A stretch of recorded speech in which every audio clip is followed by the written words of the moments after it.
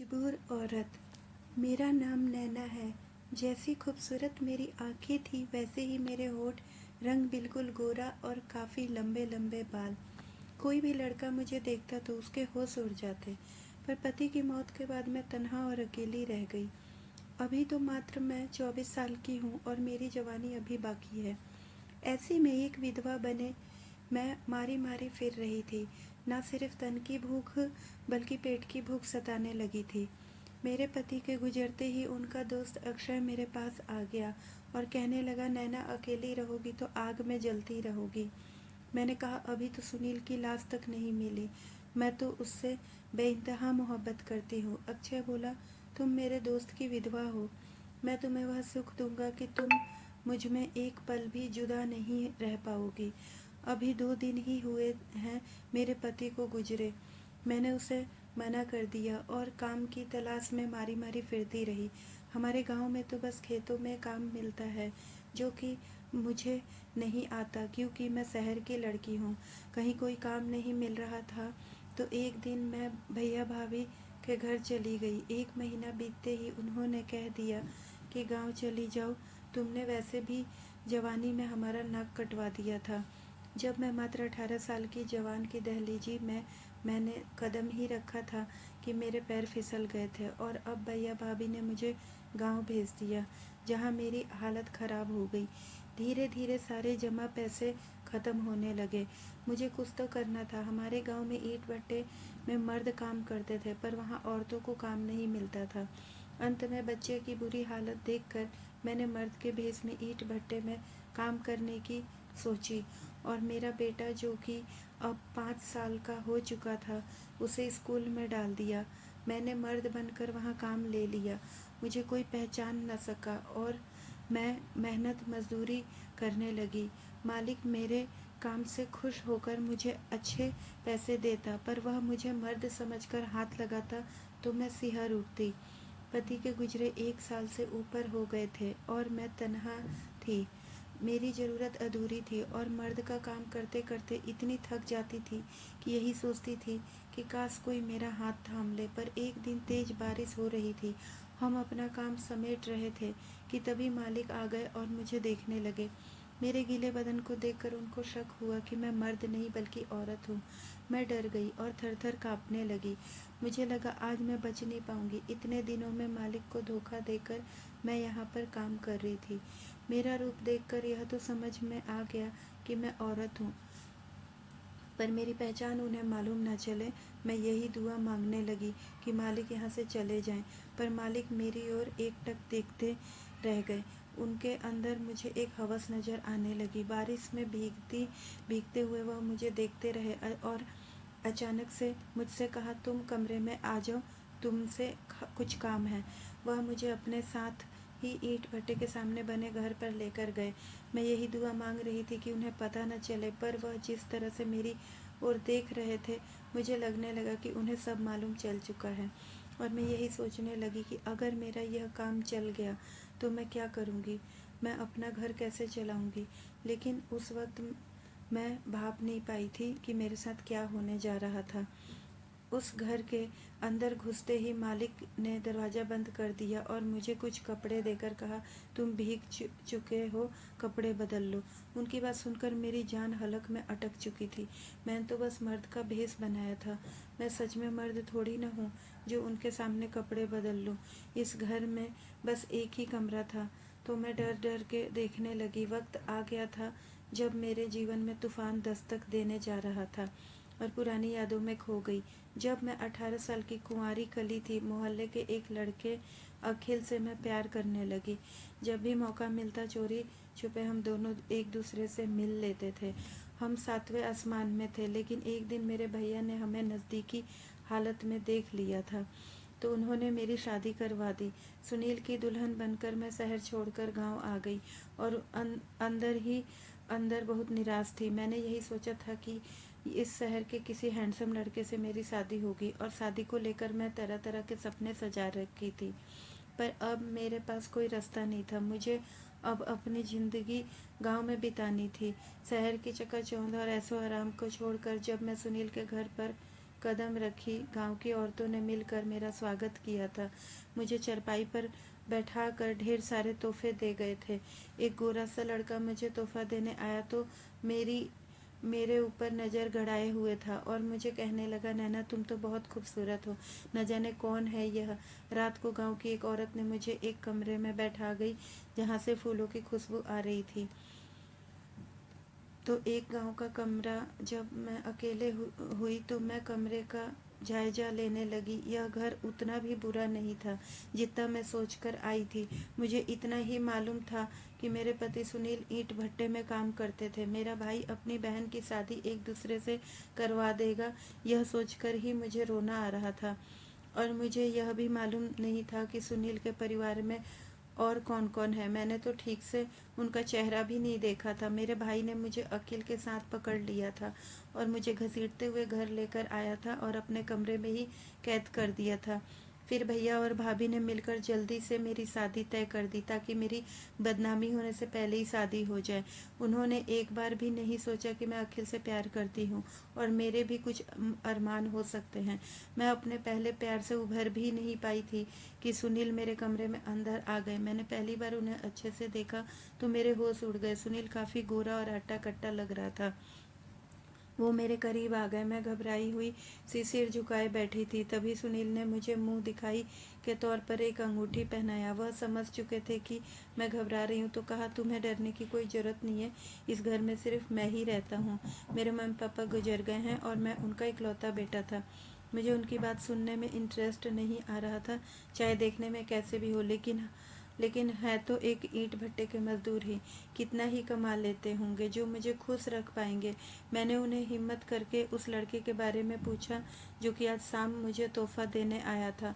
उन्होंने कहा कि वह अक्षय है, मेरा दोस्त, ईंट भट्टे का मालिक है। अब मैं यही सोचने लगी कि काश मेरे भैया ने उसके साथ मेरी शादी कर दी होती। सुनील अक्षय दोनों ही देखने में हैंडसम थे, पर अक्षय भट्टे का मालिक और सुनील एक मजदूर। मैं दिल ही दिल अक्षय के बारे में सोचने लगी और उसकी कही हुई बातों के बारे में भी। मेरे पति मेरे एकदम करीब आ गए, मुझे प्यार करने लगे, पर मैं अखिल और अक्षय के ख्यालों में डूब गई। जब उन्होंने कहा कि मैं धीरे धीरे तुम्हारे साथ करीबी रिश्ता बनाऊंगा तो मैंने राहत की सांस ली। अगले ही दिन अक्षय घर पर आ गया और मुझसे कहने लगा, भाभी एक कप चाय पिलाओ ना। मैं काफ़ी शर्मा गई और फिर किचन में जाकर चाय बनाकर लाई। सुनील और अक्षय चाय पीकर काम पर निकल गए और मैं अपने किस्मत के बारे में सोचने लगी। मैं उनके घर को अच्छे से देखा तो वहाँ इतना बुरा भी नहीं था जितना कि मैंने सोचा था। घर पर ज़रूरत का सारा सामान था। मैंने सोचा था चूल्हे पर खाना बनाना पड़ेगा, पर गैस थी, बिजली थी, टीवी थी, फ्रिज और ज़रूरत का सारा सामान था। जब मेरे पति घर आए तो कुछ मजदूर के साथ ले आए। मैंने देखा यह एक वॉशिंग मशीन लेकर आए हैं। उन्होंने देख कर मैं मुस्कुराने लगी। मुझे कपड़ा न धोने पड़े, इस वजह से वह मेरे लिए वॉशिंग मशीन लेकर आए थे। शायद मुझे इतना भी बुरा पति नहीं मिला है। हम दोनों अब धीरे धीरे एक दूसरे के करीब आने लगे। मेरे पति मेरे काम भी हाथ बटा दिया करते थे। मैं उन्हें मना करती थी, फिर भी वह कहते, तुम्हें गांव में काम करने की जरूरत आदत नहीं है, तुम थक जाओगी, और मेरी खूब सेवा भी करने लगे। मेरे पति ईंट भट्टे में रोज जाते थे। मैं उनका खाना पैक करा दिया करती थी। एक दिन वह खाना ले जाना भूल गए तो घर पर एक मजदूर आ गया। मजदूर ने कहा, मालकिन साहब का खाना लेने आया हूँ। आज साहब खाना ले जाना भूल गए हैं। मुझे समझ नहीं आ रहा था कि यह मजदूर मुझे मालकिन और सुनील को साहब क्यों कह रहा था। खाना देकर मैंने उससे पूछा तो पता चला कि मेरे पति ईंट भट्टे के मजदूर नहीं बल्कि मालिक हैं और वो अक्षय के साथ यह बिजनेस चलाते हैं। यह बात सुनकर मैं हैरत में पड़ गई। मुझे अपने पति से प्यार होने लगा था। मेरे पति बहुत अच्छे इंसान थे और अक्सर वह अक्षय को भी साथ घर ले आते थे। अक्षय हमारे साथ खाना खाता और जब भी मुझे अकेला पाता मुझसे बात करने आ जाता था। कभी कभी बातों बातों में वह मुझे टच भी कर लिया करता था। वह सुनील के दोस्त है तो मैं कुछ नहीं कहती थी, पर मुझे पता था कि वह मुझे पसंद करता था। मैं मजाक मजाक में कही कि अक्षय अब तुम भी शादी कर लो। अक्षय ने कहा, मेरा किस्मत इतनी अच्छा कहाँ। मैंने कहा, क्यों, ऐसा क्यों कह रहे हो। तो उसने कहा, मेरी किस्मत में तुम जो नहीं हो। मुझे लगा वो मजाक कर रहा है तो मैंने कहा, मैं नहीं हूँ तो क्या हुआ, बहुत सारी हसीन लड़कियां हैं। पर उसने कहा मुझे तो तुम ही चाहिए, और हसरत भी हरी निगाहों से मेरी तरफ देखने लगा। और उसने अचानक मेरा हाथ पकड़ लिया और मेरी सांसें तेज होने लगी। मुझे एक ऐसा एहसास होने लगा कि अक्षय मुझे चाहता है, पर मैं शादीशुदा हूँ तो इस चाहत का कोई फ़ायदा नहीं है। इसलिए बात बदलते हुए मैंने कहा, मैं तुम्हारे लिए अच्छी लड़की ढूंढ दूंगी। जब कभी सुनील के घर के बाहर होता था तो अक्षय मेरे पास आ जाता था, कहता था नैना जरा चाय पिलाओ ना, मैं बहुत थक गया हूँ। कभी कभी मुझे काफ़ी घबराहट होती थी क्योंकि वह मेरे घर पर आ जाता था, कहीं सुनील गलत समझ ले या बुरा मान जाए। मैंने एक दो बार कहा भी उससे कि जब सुनील ना हो तो घर पर मत आया करो। इस बात का जवाब यही देता, क्यों, तुम मुझे चाहती हो क्या, तभी इतना घबरा रही हो। मैं कुछ न कह पाती। शादी के 1 साल के अंदर मैं प्रेग्नेंट हो गई और मेरा एक बच्चा भी हो गया। सब कुछ ठीक चल रहा था कि कुछ साल बाद 1 साल बहुत बारिश हो रही थी। लगातार कुछ दिनों से बारिश हो रही थी और रुकने का नाम ही नहीं ले रही थी। मेरे पति अक्षय के साथ काम पर निकल गए थे। मुझे उनकी बहुत चिंता सता रही थी, तो मैं बार बार दरवाजे के पास आकर देख रही थी। बारिश बढ़ती ही जा रही थी। काफ़ी देर होने के बाद अक्षय मेरे पास आया। वो बहुत परेशान नजर आ रहा था और उसकी आंखों में आंसू थे। मैंने पूछा क्या हो गया, तो उसने कहा हमारे गांव का बहुत बुरा हाल है। फिर उसने एक ऐसी बात कही कि मेरे पैरों तले से जमीन निकल गई। कहा हम नदी पार कर रहे थे कि तुम्हारे पति उस नदी पर गिर गए और बाढ़ उस उससे बहा ले गई। इस बात को सुनकर मुझे यकीन ही नहीं आ रहा था। मैं उसी हाल में बाहर निकली और बारिश बेतहासा दौड़ने लगी। अक्षय भी मेरे पीछे पीछे भाग रहा था, मुझे रोकने की कोशिश कर रहा था, पर मेरा तो मन मानो कोई सूझबूझ ही नहीं था। मैं पागलों की तरह दौड़ती जा रही थी। गांव के कुछ लोग भी मेरे पीछे। हम नदी के पास पहुंचे तो मेरे पति का नामो निशान नहीं था। यह बड़ा मेरी जिंदगी का खुशियां बहा कर ले गई थी, मेरा प्यार बहा कर ले गई थी। और उसके बाद ही अक्षय ने मुझे शादी का प्रस्ताव दिया, पर जब मैं उसे मना कर दिया तो उसने मुझे ईंट भट्टे का हिस्सा भी नहीं दिया और मुझे दर दर की ठोकरें खाने के लिए मजबूर कर दिया। और जिंदगी के हर एक लम्हे ये खालीपन और शून्यपन में गुजरने लगे। मर्द का भेष बनाकर मैं अपने ही ईंट भट्टे में काम करने लगी, जिससे मालिक मेरे पति थे, और इसकी भट्टे में आज मैं मजदूर थी। और अभी मुझे यह सताने लगा कि अगर अक्षय ने मुझे देख लिया तो मेरी ज़िंदगी का क्या होगा। आज इस भीगी हुई हालत में उसने मुझे ज़रूर पहचान लिया होगा, तभी मुझे अपने सामने कपड़े बदलने को कह रहा है। पर मैं वैसे ही खड़ी रही तो अक्षय मेरे पास आ गया और अपने हाथों से मेरा कुर्ता उतार दिया। और जैसे ही उसने मेरा बदन को देखा, यह समझ चुका था कि मैं मर्द के भेष में औरत हूँ। उसने मेरी पगड़ी खोल दी, जो कि मैं अपने आप को छुपाने के लिए बांधी थी। और उस हाल में जब उसने मेरी शक्ल देखी तो उसके पैरों तले जमीन निकल गई। उसके चेहरे में मुझे हवस नजर आने लगा। उसने कहा, तुम हो जो मर्द का भेष बनाए हुए भट्टे में काम करती थी। तुम जैसी खूबसूरत औरत को इतना मेहनत करने की क्या ज़रूरत, कोई ज़रूरत नहीं थी। आओ मेरे करीब आओ, आज बरसाती रात में हम दोनों एक दूसरे को पूर्ण करते हैं। मैं डर गई और अक्षय से कही, मुझे हाथ मत लगाना, मेरे पति की लाश अब तक नहीं मिली है, शायद वह जिंदा है, मैं उनकी पत्नी हूँ। मेरी बात सुनकर वह गुस्से में आ गया। फिर से तुम मुझे ठुकरा रही हो। तुम्हें पाने के लिए मैं इतना सब कुछ किया और तुम मुझे बार बार ठुकराए जा रही हो। तुम्हारा पति कभी वापस नहीं आएगा, क्योंकि मैंने अपने हाथों से उसे नदी में धकेला था। यह सुनते ही मेरी आंखों में आंसू आ गए और मैं रोने लगी।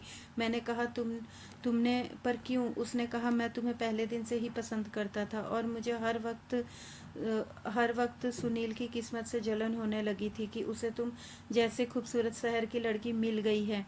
मैं तुम्हें पाने के लिए इस कदर पागल हो गया था कि तुम्हारे पति को मौका मिलते ही पानी में ढकेल दिया, यह कहकर कि वह मेरे ऊपर झपट्टा और अपने अंदर की सारी हवस निकाल ली।